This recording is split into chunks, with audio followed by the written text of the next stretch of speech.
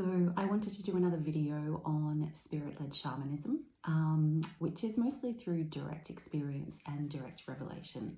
So the type of shamanism that I'm talking about, as mentioned in my previous video, is a top-down approach where we have a connection and communion with the mystical, with the other world, which is guiding and leading and taking us through our own shamanic vocation. So in my previous video, I mentioned about power animals, and this time I wanted to talk about relationships with guides or upper world guides, those super sensible beings in the other realm that offer us insight, wisdom, the ability to see through our circumstances and have a much more higher perspective than what we have here in our limited 3D world and constructs. So I was actually at the lake the other day with a girlfriend, and I had a man come up to me and say, I think I know you. And I was like, I don't think so. And anyway, after a brief conversation, he had been to me about 8-9 years ago. And upon realizing who he was, I said, I will absolutely never forget you, which funnily enough I did, but I will never ever forget the experience that we had in clinic together. So his partner had come to see me for, something. I won't go into the nature too much of that, but she asked if he could stay during his session, to which I was like, well, it's a pretty deep personal experience, but okay, he can stay. And anyway, so I started working with the woman, and in shamanic trance, there was quite a deep psycho-spiritual issue that was there in the form of, I won't go too much into it, but archetypal possession of a quite negative nature. And I had never seen anything like this at that stage in my career to that extent. And I haven't really encountered, that same experience ever again. But anyway, in the session, as I was in deep trance, I turned around and I said to this man, I said, you, whatever you've got in your bag, get it out now. And that's how I spoke to this guy. And he started rummaging through his bag that he had with him, and he got out a velvet pouch. And inside this velvet pouch was a picture of a deity. And I connected with this deity, or this deity rather had connected into me. And that was the voice that came through. And I started working with it, and it was such a powerful presence, such a palpable presence, and it was able to very quickly shift whatever dynamic was happening in my client. And then the deity gave me an empowerment through 3 of my chakras, and then through me gave an empowerment to the man who had this image of this deity. And after all this had transpired, I said to him, I was like, who is this? Like, who is this? Because I had had direct experience with the spiritual being itself. And he said to me, his name's Padmasambhava. He's a powerful protector.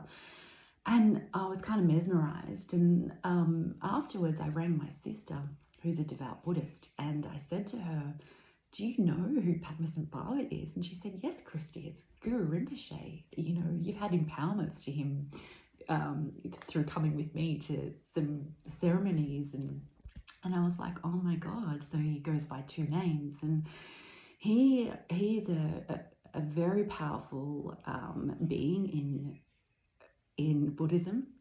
He is the most revered, one of the most revered. He's very well known. Many of the transmissions that I had received actually were an empowerment with his presence and energy as well.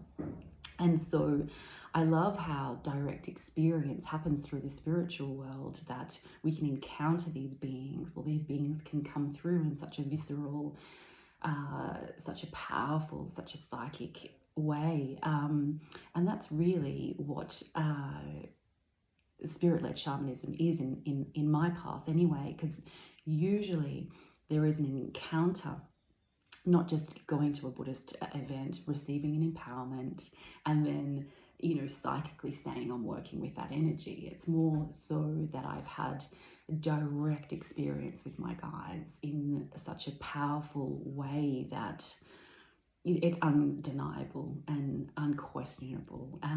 It's almost like they prove to me who they are and our working relationship. So, after that, I ended up going on a pilgrimage with my sister to Bhutan, to the land where he did lots of inner work on his path to enlightenment. And, went and visited caves and, pilgrimaged through that land. And when I was actually on the plane descending into Bhutan, it's a magical moment. The plane is flying literally, wing to wing through mountains, and it's just so stunning. And they play this song upon landing. It's just incredibly beautiful. And spirit came to me in that moment. I was like, no, I'm on holidays. No, like, not at this moment. This is like the moment.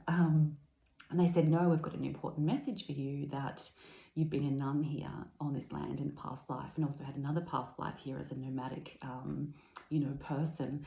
And they were showing me my roots back to the cultivation of my relationship with this deity. See, these span more than one lifetime. Especially when we're working with these realms, those beings who we've encountered, both positive and negative, we can have our karma in that way, positive or negative. We can have a relationship with them that transcends more than one lifetime. And so it was nice to find out my roots going back to him. But he's a powerful deity. He is Padmasambhava, always in my clinic. Probably my most trusted ally when it comes to clearing heavy, dense, dark vibrations, frequencies. There's powerful rituals that I do that are for him, or to him, because it's the spiritual being who does the work on our behalf. And even when you receive an empowerment to him in a modern day lineage, they do say to visualize yourself and the deity as inseparable, as embodying the deity. And really, these beings live and come through us as well, because the spiritual world needs us as we need them to be in union, in partnership. So the woman that I was with at the lake had actually told her about this story. She's on a medicine path as well, and is having her own direct experience. And sometimes we can doubt the validity, because it's not so much as a lineage getting taught, this is what you do, this is how you work, but it's all that transpires and happens through direct revelation. So it was really nice to had shared that story with her. And sometimes I share this story in clinic, but then to be with her, out having a swim and have a man come up to me, which was the man in this story as well. So just confirmation too that just the nature of this and these direct experiences, because not often anyone's there to witness or to validate or to share that direct experience. Direct experience happens so much through dreams, through inner life, through when we're doing our own mystical work, and those beings come through to us. Not everyone's privy to that. Not everyone witnesses that. So, and it's the other thing I'll say, I think it's really, really important when we're working with others and working in this way that we are connecting to a being, a lineage, a guide that is basically enlightened, because we don't want the blind leading the blind. We don't want to work with a guide that we don't necessarily know that they know the path to liberation, to enlightenment, because I certainly don't know the path to enlightenment, but this being does. And that's why I have such a trust in my guides that I work with, because I believe that their mind, the essence of who they actually are, is genuine, is real.